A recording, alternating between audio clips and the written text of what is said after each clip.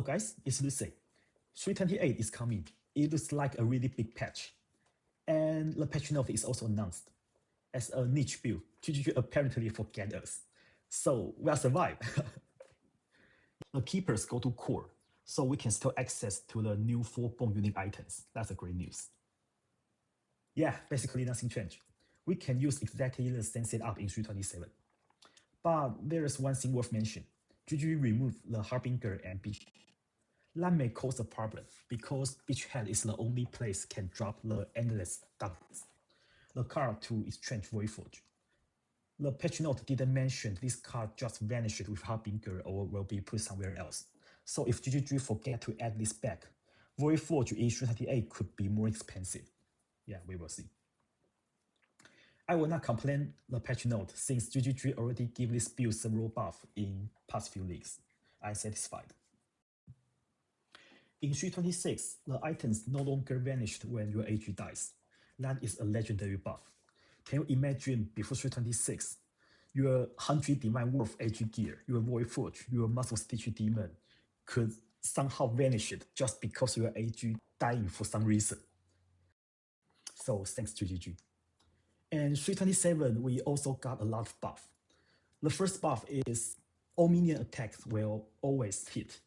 We no longer need the precision aura to give our minion the accuracy. We can spare those reservations for other purpose. The Katarina bloodline solves the anti-weapon sustain problem. Allow this build to do more strategy content. And especially the 4 bomb unique item. It is so good. That basically pushes this build to another level. It significantly reduced the cost of this build. So I decided to make a 1 divine challenge. Since Ultimatum didn't get nerf, this league I probably will follow my 1 divine challenge setup. Try to build a Ultimatum farmer as soon as possible, farming for my Voidforge. This time I made a new all-in-one build guide, trying to summary all the changes I have done in 327 and provide a latest build guide version. I will explain how this build works and techniques I currently use, what gears should use and the reason why I use them, and also introduce how to league start with this build and my roadmap. In the end, we'll also introduce how to AFK Ultimatum and Blight for new players. Okay, let's start. Chance of Command is a 0-button playstyle minion build, and really good at AFK content, like Ultimatum, Blight, and Simulacrum. This build have the top DPS selling in minion build because its unique mechanics. Can league start by 1 divine and upgrade to endgame as an all-rounder. Also, this build is quite tanky and the recovery is very good. For example, it can stand in the Ultimatum physical damage over time radius. But I also want to talk about the weakness. They are the main reason why this build is strong but still very niche. First, if your AG dies, you break the map. Because AG cannot be revived in maps, the only thing you can do is call help for friends, or maybe change body armor to another 6 link with other skill gens like SRS, and try to finish the map. Otherwise, it's break. So to play this build, the top priority is to learn how to keep AG alive in any cases. We'll introduce in following section. And the second is, after you give gear to the AG, you cannot take it back. All the investment into AG are sunk costs. A 4-set min-max AG gear is about 100 divine, so you cannot resell them and switch to other build. You should think twice before you decide to min-max this build. And the third weakness is, this build may require a ring swap when doing pinnacle boss fight. To better explain this, have to know how this build works. Our core item is Chain of Command, a body armor, with a skill gen, the Enmity Guardian. You can give equipment to your Guardian, just like the Mercenary. And after you give the weapon to it, then whenever the enemy Guardian kills an enemy, it will trigger the Chain of Command to clone the weapon you give to it.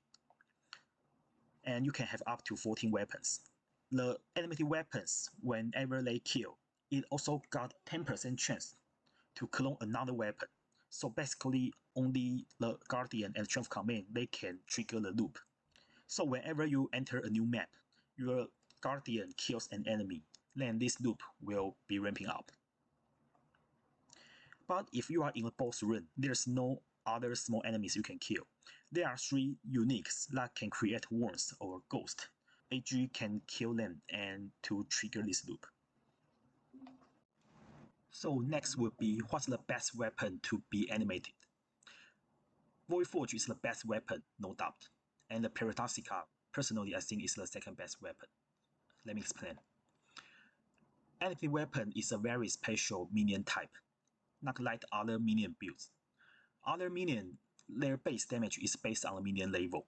So people will try to staking more minion level on them to try to get more base damage. But animated weapon, their base damage is based on the weapon DPS. So as you can see, the DPS for Voidforge is not high, but it has a very broken ability is it will gain 700% of weapon physical damage as extra damage. This is so broken as an empty weapon, because once it becomes a minion, then we have so many ways to scale this ability. For example, we can use Abyss Jewel, give base physical damage to our minion. Then if we use Darkness Enthroned or Adorn to double the effect of our Abyss Jewel, and it will multiply 700% multiplier, then we eventually will get more than 400 base damage for each Abyss Jewel we stake. Remember, we can stake 10 Abyss Jewel in our passive tree, so that's more than 4k base damage. So let's also explain why Paradoxica is the second best weapon, because it's the only weapon besides Voidforge to have the damage multiplier. Always deal double damage is literally 100% more damage multiplier, so it can also utilize by staking more Abyss Jewel. But these 2 weapons, they are expensive in League Start. So in day 1 League Start, I personally will use Terminus is Tiger Sword. This is a 1 chaos unique, and it has a really high critical strike chance and have a free frenzy charge and decent physical damage on it. So we can use this until we can afford the Paradoxica and eventually upgrade to Voidforge. And to be noted that the 700% damage modifier on Voidforge can even be scaled. This mod is actually a physical mod, so you can use Tempering Orb to apply an enchantment on your Voidforge, and you will look for the explicit physical modifier magnitude. It has 8% to 15%, so if you got a 50% top roll, it will become a 800% damage multiplier. The way Voidforge to deal damage, because it will deal a random element damage, so you can imagine that it is randomly to deal fire, cold, and lightning damage. And it actually still have the 100% original physical damage, but there is a limitation on Voidforge that you cannot deal non-elemental damage. So this physical damage is a waste because it exists, but you cannot deal physical damage. So we can use the Triad Grip to convert this 100% physical damage, for example, to fire and cold. So we actually get 100% multiplier back. It will become literally a 900% damage multiplier. And as a minion, Full-Blown Severe in Sleep double the best weapon critical chance for Voidforge. The DPS ceiling is very high, and that's why Voidforge is the BIS as animated weapon. No other weapon can compare, it's different level. For Ascendancy, I use Necromancer. Bone Barrier is the main reason we play Necromancer. It provides so much tankiness for players and minions. Our natural strength give minion Unholy Might. It doubles our damage in early league. I often receive questions why not take Mistress of Sacrifice. Many other Transfer Command players will take it indeed. People use this to cap block chance by casting Bone Offering. The reason is I want the build not only can map in T17, but also can do AFK content when I get tired. So I made some trade-off. This Ascendancy is good, but I cannot cast Offering during AFK, so it's just not working. I then take Katarina Bloodline instead for Prolonged Servitude. It guarantees our anti-weapon have 6-second immutable. Significantly enhance the ability we handle tough content. Okay, so next I would like to introduce more technique to even scale our damage. Our next core item is Ancient School. This helmet is literally giving us 50% more damage, and also give us a decent minion movement speed. because as a melee minion require more minion movement speed to search the enemy. So minion movement speed will add a lot of quality of life, and it will increase the damage in a certain way. The minion have 50% increased critical strike chance per maximum power charge you have. For this mod, you don't need to actually have power charge to take effect. So in our passive tree, you may see I try to take more maximum power charge number to give our minion more critical strike chance. And it also gives a whisper effect whenever our minion deal critical strike. This whisper effect will increase 50% attack speed and damage. It's so powerful, but it's a downside that our minion will take a 20% of their maximum life as chaos damage over time. So this effect is actually slowly kill our minion. To overcome the damage over time, we have to cap chaos resist for minions. Minions naturally have 20% chaos resistance and 40% elemental resistance. We only need extra 55% chaos resist. Gravebind have up to 29%, and our main hand weapon Severe in Sleep have 29%. So we no longer need to find minion chaos resist on passive tree. But to overcome the damage over time, we need at least 5% minion life regen per second. This passive point in green box provide exactly 5% life regen we need. Problem solved. Our AG will not losing life even with Whisper effect, but AG can still taking damage from enemies and lose life. So remember to also take the minion recover 5% of life on minion death mastery. Because whenever our empty guardian kills, we clone a new weapon from just command. And new weapon will replace the old weapon we already have. So this mastery will continuously be triggered all the time during mapping. Give our minion a lot of life regen. The biggest weakness of this build is empty guardian cannot be revived in map instance. So we have to know how to keep him alive in any case. The main defense layer of AG is recovery. That is from Mask of T2 Demon plus Necromancer Bone Barrier to provide incredible amount of life regen. For example, my level 26 Guardian have almost 100k life pool, and Bone Barrier gain 40% of max life as extra ES for it. So it have about 40k ES. For every 500 ES, Mask of T2 Demon provide 1% life regen, which is 81% in total. That is more than 80k life regen per second. Now my AG can fast tank any Uber bosses and swing in Cyrus turn. In this case, you can also consider to reduce minion defense node or life regen node because the regen is already overkill, and spare points to open more cluster jewels. But Mask of T2 Demon could be expensive in early league. So before we can acquire it, we can use Girlcrow's Pelt. It provides 10% life regen as budget alternative. It's okay for normal mapping. Eventually, we have to upgrade to Mask of T2 Demon. Now, the only chance the AG could die is getting one shot, but it's really rare with 100k life pool. About how to get higher AG level, here's the method. For every one more level, it will gain 15% more life. So taking the Guardian level can significantly increase its life pool. You should adjust the level according to your farming strategy. In my experience, to farm juicy T16 and Ultimatum strategy, it will require at least level 22, and T17 or Simulacrum will require level 25. For the super juicy Invigoration Blight, it will require level 28, for example. Okay, we already made the Guardian almost immortal, so the next topic will be how to save our MD weapon. Animated weapon is really squishy because the base life pool is only like 6k.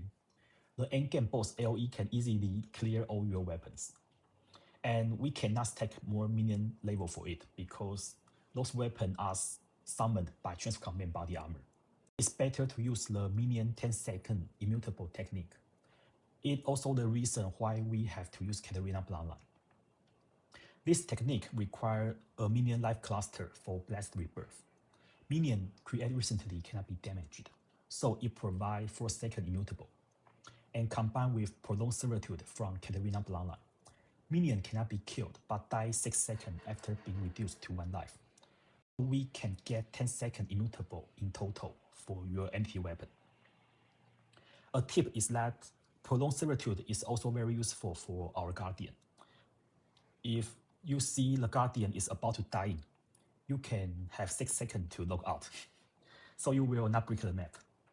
6 seconds is quite long for a hardcore player. This technique will significantly increase the weapon number we can sustain during boss fight. Really useful. Okay, it's about all the core technique for command trust command players. The next section, I would like to go through the gear, the reason why I use them, and how to league start with this build. In my build guide, there's a 3-step upgrade process. The first stage is a low budget league starter. You can start this build by 1 divine. And leveling, I used Absolution. Swap to Chains of Command at level 73. Chains of Command only needs 6 sockets. That is an advantage that you can sell all the fusing orb in league start, because we don't need 6 link. In this stage, we got 6 million Shaper DPS and ready to AFK in T16 BlightMap. The next stage is mid-budget. The defense layer for this build is basically ready. I designed this stage for Ultimatum farming and T17 map. Can also use for all T16 farming strategy. The last stage is quite expensive. We have to buy Voidforge and staking Abyss Jewel. It will push the DPS to over 100 million and become more tanky. Allow us to do more challenging farming strategy, like AFK Simulacrum or Ghouling Ultimatum. Basically an all-rounder. In league start, I personally will level by Absolution. This skill also get buffed in 328, so it should be smooth. If you can get VAR Absolution, it will be even better. You can actually use any skill you like to level it. Since we have to get level 73 before swap to Chain Command, I will put a detailed Absolution leveling POB in description. After the campaign, I go to Haste to farm my startup currency. I focus on farming Demolition and Lockpicking contract. These big bugs in these 2 contracts directly drop Chaos Orb, especially the Demolition ? Box. I feel like it drops Chaos Orb every time. I save about 50 Chaos and switch to Chain of Command. We only need 6 sockets, so there's a tip that to use the Omen of the Jeweler. It will guarantee to be 6 sockets when using a Jeweler's Orb. The minimum startup item for Chain of Command is here. We only need an 6 socket body armor, Ancient School, Screaming Terror, Terminus East, and Full-Blown Surveyor in Sleep. If Full-Blown Surveyor in Sleep becomes expensive next league, you can use a rare wand with minion damage. That's it. This build doesn't require gravebind to start up. Because when the empty weapon kills the enemy, it has a 10% chance to clone the weapon. So while in the map, there are plenty of enemies. It's not a problem to ramping up without gravebind. But you still should buy gravebind when have currency. Otherwise, you may not be able to kill the Voidstone bosses. This build is the King of Blight. After swap to Chain of Command, I will directly buy BlightMap on market and start to farm it with towers, and sell every loot to buy more gear for my Guardian and upgrade my damage. With about 1 or 2 divine investment in day 1, it can start to FK in red BlightMap. If you prefer to mapping, I would suggest to farm the Blight in the Atlas and sell the BlightMap. They are quite valuable in early league because everyone wants OU. Personally, I will FK BlightMap until I upgrade to my medium budget version, so I can turn to FK in Ultimatum, which is more profitable. In last league, I made it with 1 divine challenge, but that price is mid-league price. In day 2, everything is so expensive. The overall cost require maybe 5 or 10 divine to make it. Depending on the market, I don't know. After upgrade to the endgame version, I can do more challenging FK content, or web for Fat Gung's new farming strategy. This roadmap is for super lazy person like me. It doesn't even require the Atlas, which means they usually don't get nerfed, and repeatable in every new league. Of course, you don't have to follow this roadmap if prefer to mapping more. It's just for your reference. While players have 6 proto, but the Guardian only have 1. When doing an upgrade, we should prioritize to upgrade Guardian instead of player. You don't have to upgrade weapon and armor together. Armor is only care about the Guardian defense, while the weapon is only care about your DPS. So you can upgrade them one by one individually, depending on you want more DPS or Guardian defense. I will upgrade my Guardian to at least low budget version first. The Leer Cast for 50 minion damage, and the Belly of Beast for increased maximum life. Kahutora's certainty allows the Guardian not affected by damage alignment.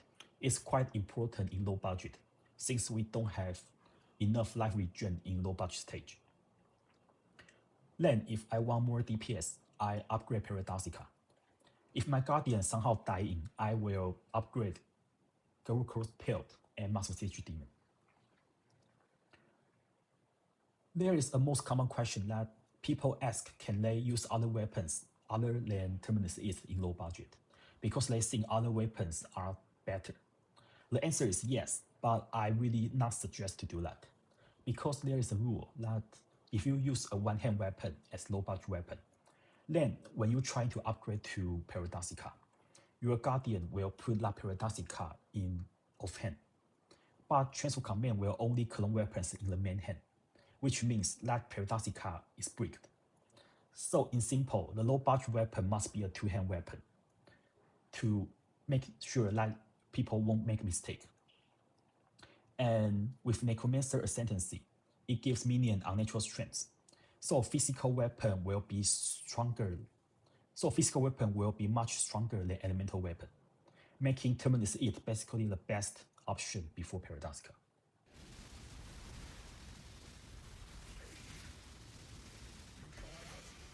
For players' main hand weapon, Full-Bone Surveillance Sleeve is definitely the BIS weapon, no matter in League Start or Endgame. It basically provides everything we need as a critical strike based minion. Level 25 ME Aura provides a bunch of chaos flat damage, and remember to socket a generosity support on it, so the ME Aura can get increased aura effect and extra AoE. It also gives a 29 chaos resist for minion, so we no longer need to get grave intentions on passive tree, and we can still keep the minion chaos resist, save a lot of passive points. It also provides free minion-based critical strike chance and 75% crit multi. Minion build is actually very hard to get crit multiplier.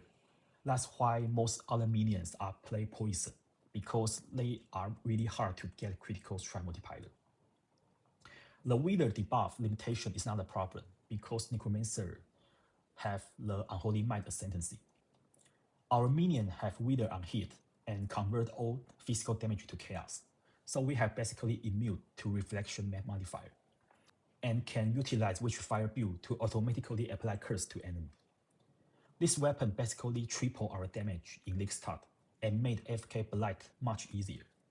All you need is get a second Full-Bone Surveillance Sleep, and you are basically ready to AFK Map Blight. After upgrade weapon to Voidforge, we no longer doing chaos damage. But surprisingly, Full-Bone Surveillance Sleeve is still the BIS. It's also the most common questions, and I've been asked almost every day. Because 75% critical multiplier is too strong for minion, so it's worth to use the Whirling Step and keep the Unholy Might Ascendancy for Wither on hit. We have 14 weapons in total, with high attack speed, so we can still get maximum Wither stack in 1 second. Actually, Unholy Might won't break Voidforge. It only converts the original 100% physical damage to chaos. And Voidforge can still keep the 800% extra elemental damage. Literally, we only lose about 11% DPS. But we can get a lot more in return. 75% critical strike multiplier is 20% more damage, and will be 40% if you do Winding Surveillance Sleep. We also release our glove slot from Triad Grip, so can use Rare Glove for more resistance, life, and minion damage. In overall, we get 15% to 35% more DPS in return, with better life pool and resistance. For build slot, Fullbone Sorcerer is the BIS in my opinion. Because Necromancer Bone Barrier have, your minion can actually leech life for you. When it combined with instant leech, we can get incredible life recovery for players. Fullbone Sorcerer have up to 12% leech is instant, so we no longer need to path to leech mastery and save many passive points. It also has Immortal Ambition. The leech will also apply to ES when life is full. It significantly increases our max hit because our ES and life will always keep full and no longer require Aegis Aurora. We can use any other shield we want. This build has 4 layers of defense. The first one is the Bone Barrier and combined with Sorcerer provide both life and ES leech. And this leech is quite special. It can still take effect even in no-leech map, because the map modifier will only limit the player. But this leech is actually from your minion. The second is to also cap block chance to avoid shotgun effect.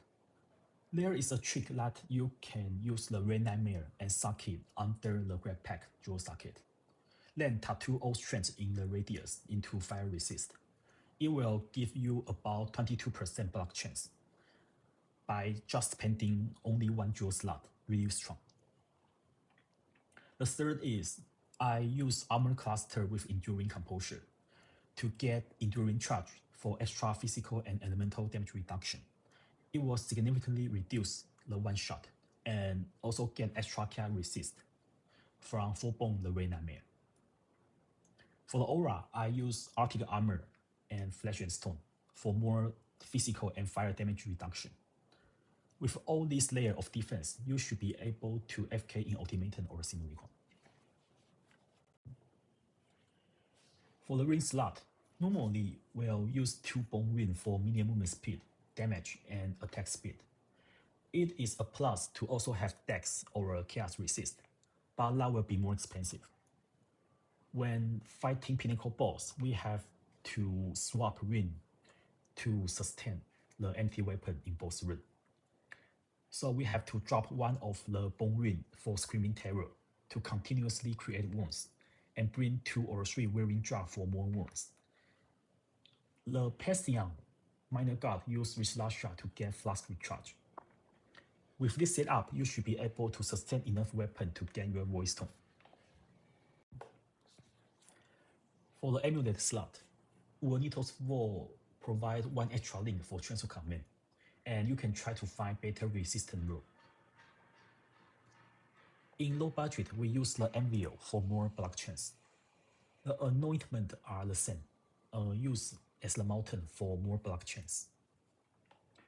Just to remember, when you upgrade the Amulet to Uonitos Wall, you possibly have to upgrade the Red Nightmare together to compensate the block chance loss from the Anvil. For Glove and Boot slot, they are used for cap our resist and attribute. Because this build uses too many unique items, we need good rare item to cap resistance and attribute. You can also fix them by the Bandit, Tattoo, and Jewels. If still not able to cap resistance, maybe use Flask. One last item is the Timeless Jewel, Elegant Hubris with Caspiro naming. It is an optional item for EndGame MinMax.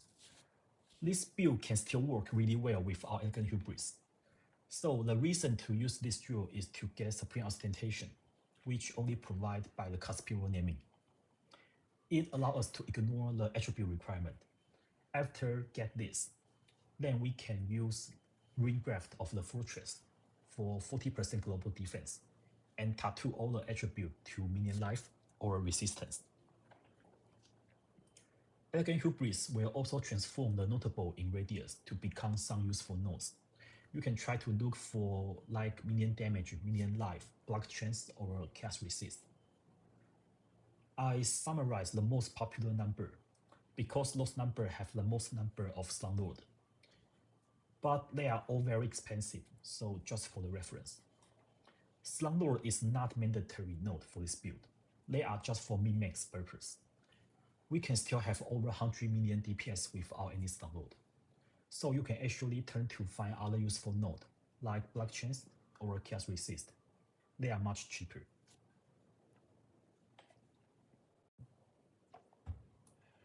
Here is a summary of skill gen for chaos version.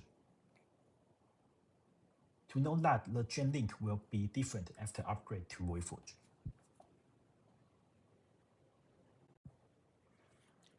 And here is the summary of jewels and Pantheon. To note that it's actually good to have blind on hit and toad on hit on one of your Abyss jewel to provide one more level of defense. Okay, so that's basically everything you should know about my Triumph command, from league start to the endgame. This build guide is based on a summary of 327 and the patch note of 328. If there are new changes in 328 after league start, I will make new update video. So welcome to subscribe my channel if you like. By the end of the video, I will put a checklist about how to AFK Ultimatum in early league, and put all budget POB in description. That's basically all information for today. So keep safe and see you next time.